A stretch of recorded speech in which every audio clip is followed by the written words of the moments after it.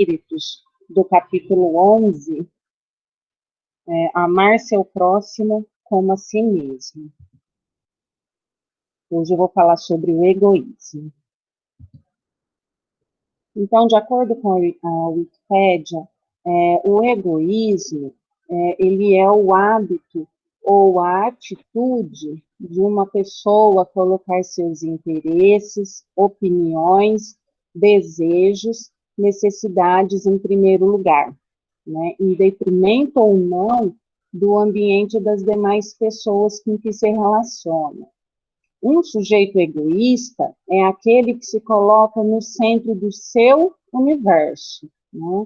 Diferente da cultura popular, que defende que o egoísta acredita que o mundo, inclusive as pessoas ao seu redor, foram criadas somente para ele. O egoísta, na verdade, é uma pessoa que prioriza a si mesmo em relação aos outros, mas não necessariamente desprezando-os. Um sujeito egoísta é aquele que acredita que, na sua perspectiva de ser, é mais importante do que os demais, né?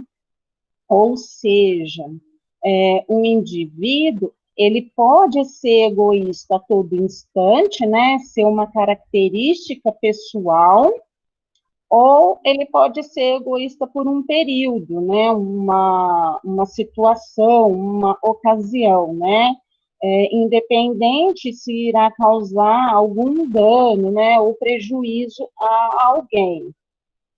E a sociedade, ela acabou por definir o egoísmo e o egocentrismo como sendo uma característica negativa, né, numa personalidade. Porém, alguns estudiosos, eles acreditam que o ser egoísta, ele contribui positivamente para a sociedade, né, e muitas vezes ele pode, desfrutando do seu ego, né, e do seu prazer, que sente em estar ajudando as pessoas, porém, por puro interesse próprio. Aí a questão, né? Nós nascemos egoístas ou nós nos tornamos egoístas? Nós, principalmente, né, quando o espírito, né, quando nós passamos, né, pelo período infantil, quando ele está nesse processo da infância, a gente passa por um período onde nós não queremos dividir os nossos pertences, né, os nossos brinquedos.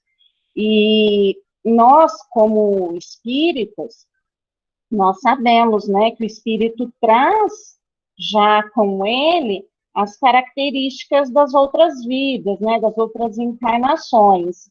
E até em torno dos 7 anos de idade, se não me falha a memória, é o período em que os adultos têm uma maior facilidade em estar moldando, né, a personalidade do espírito que está ali encarnado no corpo infantil, no corpo da criança. E aí eu sinto, né, a importância de estar trabalhando com as crianças, né, principalmente na prática do amor, da caridade, do auxílio ao próximo, né, desde o momento em que ele encarna. De acordo com a psicologia, o egoísmo seria a recusa da pessoa em deixar que essa fase infantil, né? Uma luta por manter viva a fantasia do egocentrismo, né? E aí, quando chega a fase adulta, o egoísmo tende a diminuir.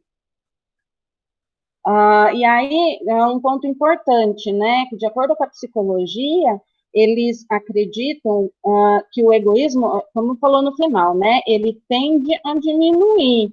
porém, ainda não, ele não deixa de estar presente, né? Ele não se finda. Já os naturalistas postulam a base natural do egoísmo a partir da tendência dos replicadores do organismo se associarem apenas segundo o interesse de passar à próxima geração de organismo, né?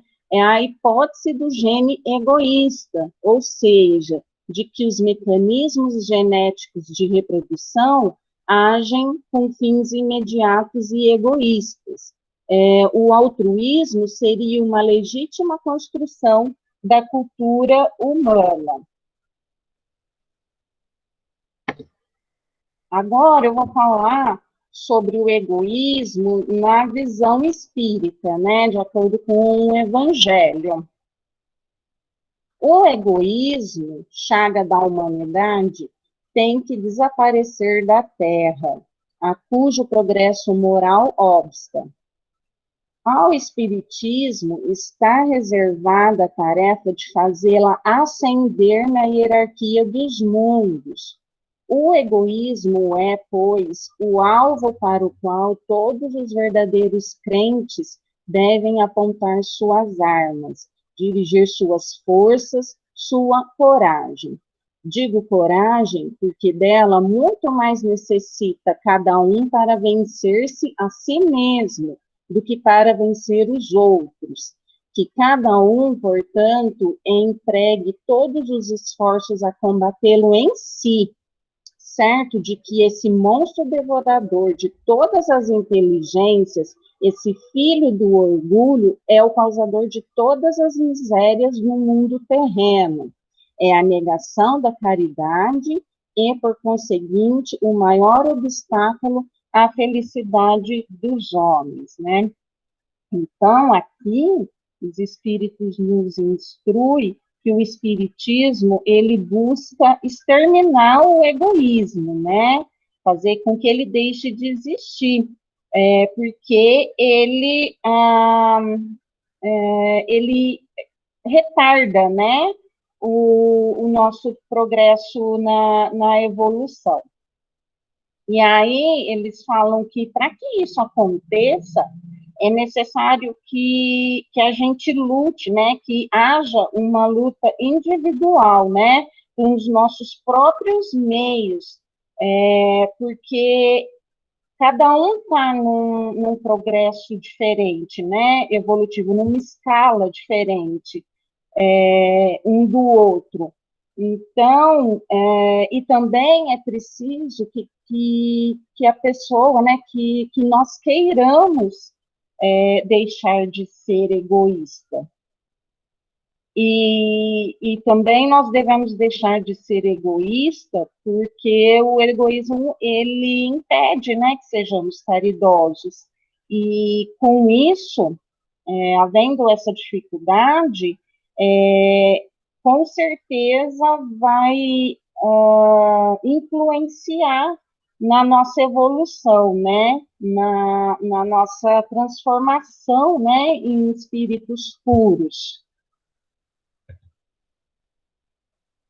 No livro dos Espíritos, na terceira parte do capítulo 12 da perfeição moral, né, Kardec questiona: dentre os vícios, qual que se pode considerar radical? E aí os espíritos respondem: temo-lo dito muitas vezes, o egoísmo. Daí deriva todo o mal. Estudai todos os vícios e vereis que no fundo de todos há o egoísmo. Por mais que lhes dei combate, não chegareis a extirpá-lo, né? Ou seja, né, ainda na escala em que nós nos encontramos, nós não vamos ainda conseguir fazer com que ele deixe de existir, né? Enquanto não atacardes o mal pela raiz, enquanto lhe houverdes destruído a causa. Tendam, pois, todos os esforços para esse efeito, porquanto aí é que está a verdadeira chaga da sociedade. Quem quiser, desde esta vida, ir aproximando-se da perfeição moral, deve expurgar o seu coração de todo sentimento de egoísmo, visto que o ser egoísmo incompatível, visto ser, perdão, o egoísmo incompatível com a justiça, o amor e a caridade. Ele neutraliza todas as outras qualidades. Então, aqui, nós podemos analisar que nós nunca vamos deixar, né, acabar, nós não queremos acabar, né, com os sentimentos ruins, enquanto nós não nos esforçarmos em estar eliminando o egoísmo. O egoísmo é a causa principal, né, das outras qualidades deixarem de estar presente, né, de se aflorar.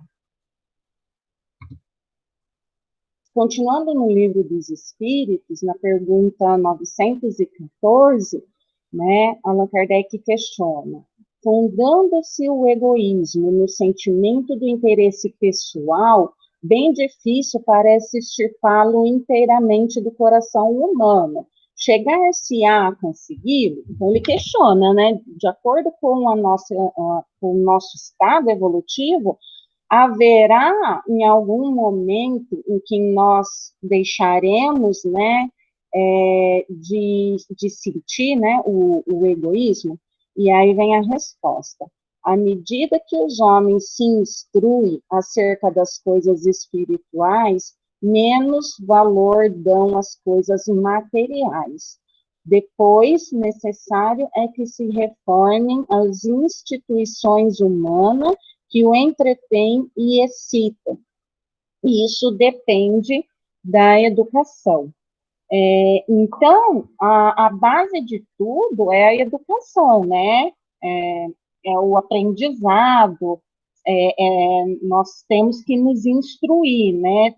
Ter o discernimento. E aí, a partir do momento em que nós estudamos o Espiritismo e passamos a ter, principalmente, né, a vontade de colocar os nossos ensinamentos em prática, nós vamos eliminando tudo que vai estar dificultando na nossa evolução. Isso é progressivo, né? Isso não vai acontecer da noite para o dia. E aí, por isso que é um dos motivos pelo qual nós encarnamos várias e várias vezes, porque tudo isso é um progresso, depende, né, é gradativo, né, é um processo gradativo. Tem também a pergunta 915. Por ser inerente à espécie humana, o egoísmo não constituirá sempre um obstáculo ao reinado do bem absoluto na Terra? E aí vem a resposta, né? É exato que no egoísmo tendes o vosso maior mal, porém ele se prende à inferioridade dos espíritos encarnados na Terra, e não à humanidade mesmo. Ora, depurando-se por encarnações sucessivas, os espíritos se despojam do egoísmo, como de suas outras impurezas. Não existirá na Terra nenhum homem isento do egoísmo e praticante da caridade? Há muito mais homens assim do que supondes. Apenas não os conheceis, porque a virtude foge à viva claridade do dia. Desde que haja um, por que não haverá 10? Havendo 10, por que não haverá 1000? E assim por diante. Ou seja, né, o egoísmo, ele vai estar presente principalmente nos espíritos inferiores, né?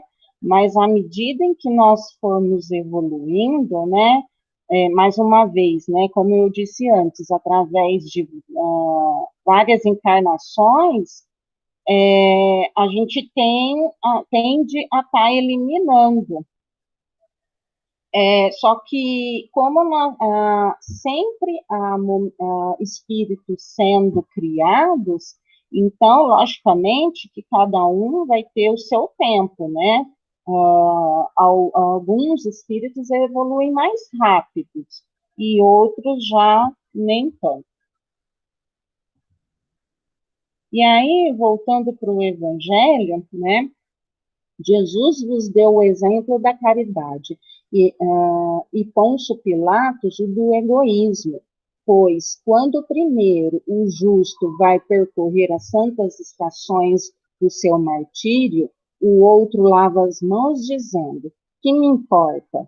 Animou-se a dizer aos judeus, este homem é justo, por que o quereis crucificar? E, entretanto, deixa que o conduzam ao suplício. Então, Jesus, ele foi, né, capturado e crucificado. E Pôncio Pilatos, ele teve a oportunidade, né, sabendo que Jesus era um homem puro, né, que estava só querendo ajudar na nossa evolução, né, ele preferiu está libertando Barrabás, né, que também havia sido crucificado, né? Enfim, mesmo tendo a oportunidade, ele não libertou Jesus. E aí tem uma mensagem de Emmanuel, né, de 1861, em que ele diz, né, a esse antagonismo que é a caridade e o egoísmo, entre a caridade e o egoísmo, a invasão do coração humano por essa lepra que se deve atribuir o fato de não haver ainda o cristianismo desempenhado por completo a sua missão. Cabem-vos a vós, novos apóstolos da fé, que os espíritos superiores esclarecem o encargo e o dever de extirpar esse mal, a fim de dar ao cristianismo toda a sua força e desobstruir o caminho dos pedrouços que lhes embaraçam a marcha. Expulsai da terra o egoísmo, para que ela possa subir na escala dos mundos, porquanto já é tempo de a humanidade envergar sua veste viril, para o que cumpre que primeiramente o expilais dos vossos corações. Então, essa parte eu achei muito importante, porque o Emmanuel, ele ressalta, né, a importância de deixarmos de ser egoístas, né, porque enquanto nós formos, nós seremos incapazes, né, de auxiliar o próximo, de, de amar o outro como nós mesmos, né, de perdoarmos, de nos preocuparmos, né, com todos, e principalmente, né, de não fazermos o mal, assim como nós não queremos que façam conosco. Se os homens se amassem com o mútuo amor, mais bem praticada seria a caridade. Mas para isso seria preciso que vos esforçasseis por largar essa couraça, né? Couraça é como se fosse uma armadura que vos cobre os corações, a fim de se tornarem eles mais sensíveis aos sofrimentos alheios. A rigidez mata os bons sentimentos. O Cristo jamais se excusava, não repelia aquele que o buscava, fossem quem fosse. Socorria, sim, a mulher adúltera como criminoso. Nunca temeu que a sua reputação sofresse por isso. Quando tomais por modelo de todas as vossas ações, se na terra a caridade reinasse, o mal não imperaria nela. fugiria envergonhado, ocultar-se-ia, visto que em toda parte se acharia deslocado. O mal, então, desapareceria. Ficai bem certo. Então, quanto mais nós evoluímos, mais nós vamos praticar a caridade, né? O amor. Mas eu acredito que na situação em que nós nos encontramos, ainda é preciso que nós nos esforcemos muito, né? Para nos amarmos como Jesus nos amou. E principalmente porque ainda nós temos muitas falhas, né? Tanto que na escala evolutiva, nós estamos mais próximo da criação do que de sermos espíritos puros, né? Nós ainda há em nós muitos sentimentos pesados, né? Ruins, né? Dentro de nós. E já Jesus, né, em contrapartida, ele, em momento algum, ele fez diferença entre aquelas pessoas que o procuravam, né, independente da cor da pele ou da classe social, né, independente de como era a vida dessas pessoas, né, ele sempre amou e buscou ajudar a todos eles. Aí, voltando um pouquinho de novo no Livro dos Espíritos, nós encontramos a questão 917, Kardec nos coloca, né? Qual o meio de destruir-se o egoísmo? E aí vem a resposta. De todas as imperfeições humanas, o egoísmo é a mais difícil de desenraizar-se, porque deriva da influência da matéria, influência de que o homem, ainda muito próximo da sua origem, não pôde libertar-se, e para cuja manutenção tudo concorre, suas leis, sua organização social, sua educação. O egoísmo se enfraquecerá à proporção que a vida moral for predominando sobre a vida material e, sobretudo, com a compreensão que o Espiritismo vos faculta do vosso estado futuro real e não desfigurado por ficções alegóricas. Quando bem compreendido, se houver identificado com os costumes e as crenças, o Espiritismo transformará os hábitos, os usos, as relações sociais. O egoísmo assenta na importância da personalidade. Ora, o Espiritismo bem compreendido, repito, mostra as coisas de tão alto que o sentimento da personalidade desaparece, de certo modo, diante da imensidade, destruindo essa importância, ou pelo menos reduzindo-a às suas legítimas proporções, ele necessariamente combate o egoísmo. Aqui a gente tem, né, o Jesus como modelo.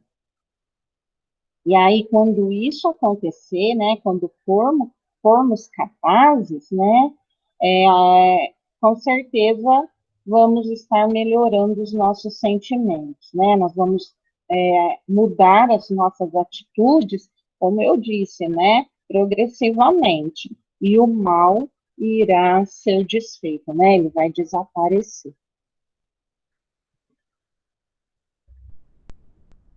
Começai vós por dar o exemplo, sede caridosos para com todos indistintamente, esforçai-vos por não atentar nos que vos olham com desdém, e deixar a Deus o encargo de fazer toda a justiça. a Deus que todos os dias separa no seu reino o joio do trigo. Então, como nós vimos anteriormente, né? A partir do momento em que a gente conseguir colocar em prática os ensinamentos do amor, da caridade, né? Principalmente do perdão, da reconciliação, do não julgamento, né? Que foram as coisas que nós falamos nos encontros anteriores. Com certeza, nós deixaremos de ser egoístas. O egoísmo é a negação da caridade. Ora, sem a caridade, não haverá descanso para a sociedade humana. Digo mais, não haverá segurança. Com o egoísmo e o orgulho que andam de mãos dadas, a vida será sempre uma carreira em que vencerá o mais esperto, uma luta de interesses, onde são pisoteadas as mais santas afeições, em que nem sequer os sagrados laços da família merecerão respeito, né? Essa é uma mensagem, então, de 1862, né? Ou seja, a gente sempre vai estar no mesmo lugar, né? No mesmo grau da evolução. Aí tem um texto que eu achei, mas eu não consegui descobrir quem foi que fez esse texto, quem escreveu esse texto, mas eu achei ele uma história interessante para a gente estar refletindo, por isso eu trouxe. Então começa assim, né? Uma grande fome se abateu sobre um país europeu em determinada época. Os pobres e, sobretudo, as crianças sofriam muito. Um homem abastado chamou 20 crianças e lhes disse que todos os dias ele compareceria à praça com uma cesta com um pão para cada uma delas. Um pão por dia é o que receberia, até que a fome se extinguisse no país. As crianças esfomeadas partiram para cima da cesta e brigaram, cada uma querendo pão maior. Terminada a batalha, cada qual saiu a correr com o seu trunfo, o pão para matar a fome. Foram-se todos, à exceção de uma garotinha. À distância, ficou a olhar o homem. Chegou devagar, pegou o último e menor pão que sobrara na cesta, agradeceu, sorriu e foi embora. No dia seguinte, as crianças voltaram. Aos empurrões e tapas, disputaram os pães maiores. Para a pequenina, restou um pãozinho fininho, nem metade do tamanho dos outros. Quando, ao chegar em casa, sua mãe abriu o pequeno pão e encontrou 6 moedas de prata. A garota correu para devolvê-las ao bom homem, que lhe disse: são suas, não é engano. Mandei colocar as moedas no menor pão para recompensar você. E concluiu a lição, né? Lembre-se de que as pessoas que preferem o menor pedaço a disputarem de forma egoísta e agressiva a maior parte, vão encontrar bênçãos bem maiores do que o dinheiro em seu caminho. Existem muitas almas solitárias simplesmente porque não se resolvem a arrebentar as amarras do egoísmo para serem úteis a alguém. O egoísmo pode ser considerado como uma velha e inútil roupa que se conserva no lar do orgulho. O melhor antídoto para o mal do egoísmo é o conhecimento da vida espiritual. Agora, vou começar a falar sobre a fé e a caridade, que é a continuação, né, das instruções dos Espíritos do Evangelho.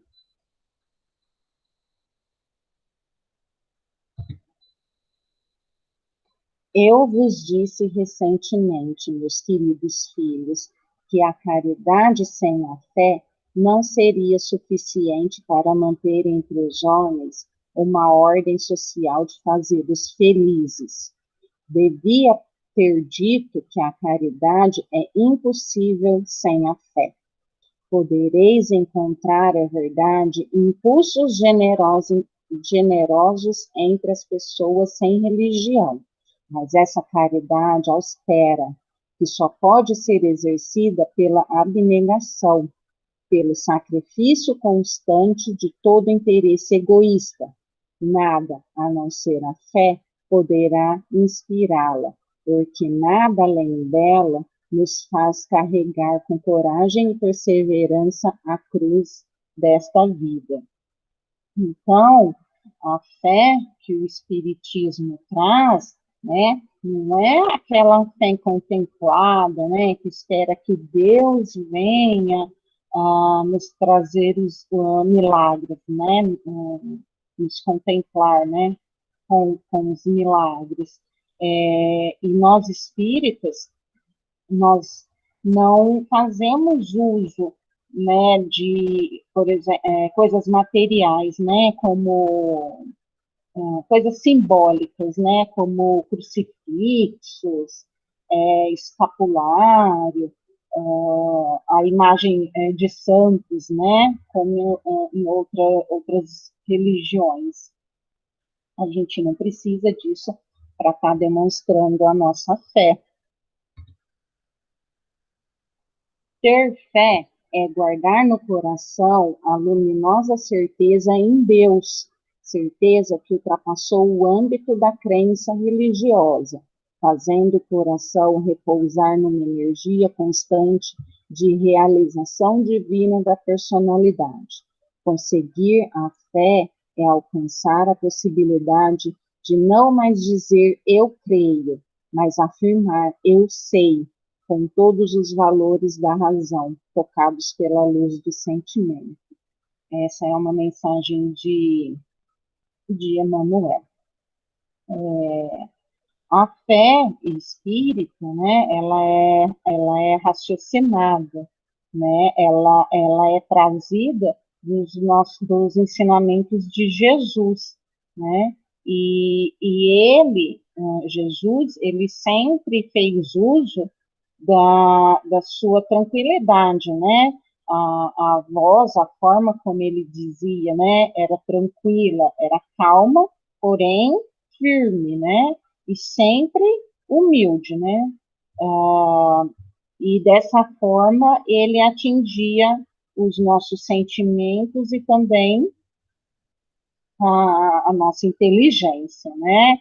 Ele, em momento algum, ele deixou o que a gente chama, né, de milagres, né, que as curas, né, falassem por ele. E também ele sempre, uma coisa que me chama muita atenção, né, ele sempre ensinou que nós devemos orar com consciência, né, do que nós estamos falando, porque senão a oração, né, se torna algo repetitivo, né, uma coisa decorada.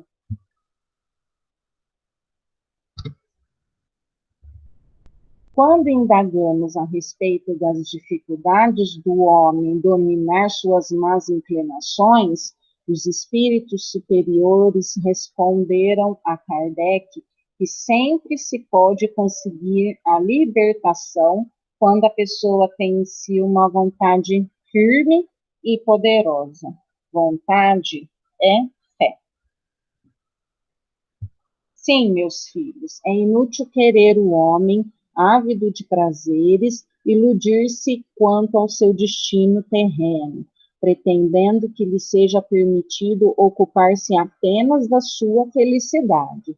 Certo que Deus nos criou para sermos felizes na eternidade, mas a vida terrena deve servir unicamente para o nosso aperfeiçoamento moral, o qual se conquista mais facilmente com a ajuda do corpo e do mundo material, sem contar as vicissitudes comuns da vida, a diversidade de vossos gostos, de vossas tendências, de vossas necessidades, são também um meio de vos aperfeiçoardes, exercitando-vos na caridade.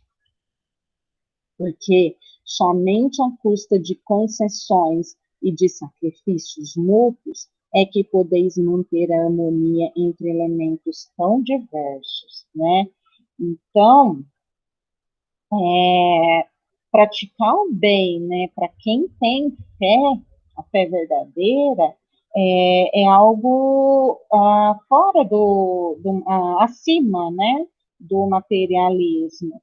E como eu disse, né, à medida em que nós vamos evoluindo, nós vamos conseguir entender que a verdadeira felicidade ela não está nos bens materiais, né, nos prazeres materiais, mas sim em praticar o bem, né, em ver o bem, em ver o outro, nosso próximo bem, e ficarmos felizes, alegres, como se fosse conosco, né? E também ver uma pessoa, né, um irmão que esteja necessitando de algo e ajudá-lo, né? E sem esperar receber nada em troca. Tendes razão, entretanto, ao afirmar que a felicidade está reservada ao homem nesse mundo. Se há procurardes antes na prática do bem do que nos prazeres materiais. A história da cristandade nos fala dos mártires que caminhavam com alegria para o suplício. Hoje, na vossa sociedade, para ser cristão, já não se precisa enfrentar a fogueira do mártir, nem o sacrifício da vida, mas única e simplesmente o sacrifício do egoísmo, do orgulho e da vaidade. Triunfareis se a caridade vos inspirar e fordes sustentados pela fé. Né? Essa é uma mensagem do Espírito Protetor no ano de 1861. Então, hoje, os nossos sacrifícios, né, são bem diferentes do que na época de Jesus, né? A gente tem aí, historicamente, né, falando, a gente sabe que o quanto era difícil naquela época as pessoas que seguiam Jesus, né, que, que acreditavam na fé, né, que acreditavam nas palavras, nos ensinamentos de Jesus. Muitas vezes essas pessoas, elas eram crucificadas, elas eram jogadas aos leões, enfim, elas tinham um final de vida muito sofrido, né? Em nenhum momento essas pessoas, sabendo que isso podia acontecer, mesmo assim elas mantiveram a sua fé, né? Naquilo que Jesus ensinou e mantiveram os seus pensamentos. De certa forma também, porque elas sabiam, né?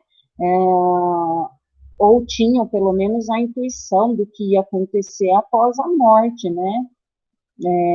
Talvez elas já sabiam, né, tinham uma leve noção de que após a morte, que a morte não existia, né? Paulo de Tarso, ao referir-se ao conjunto de valores do coração, denominando-o caridade, assim se expressa. A caridade tudo sofre, tudo espera, tudo crê. Não folga com a injustiça, mas folga com a verdade.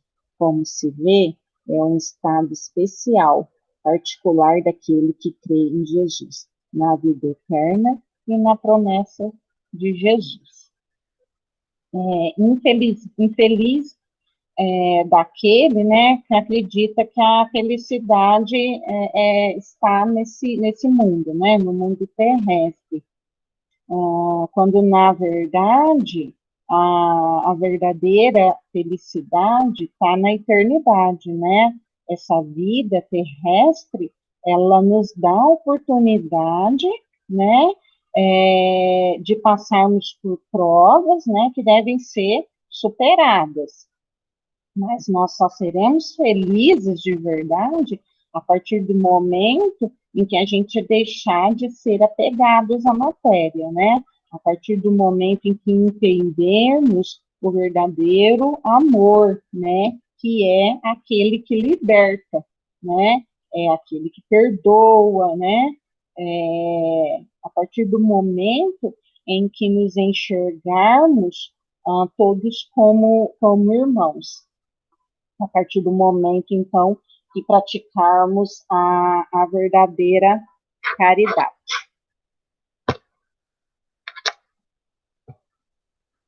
É isso, pessoal.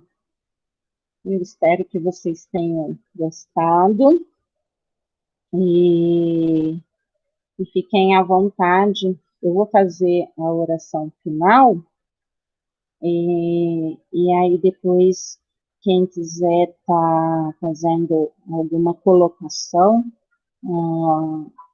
dar alguma opinião, pode ficar à vontade, tá?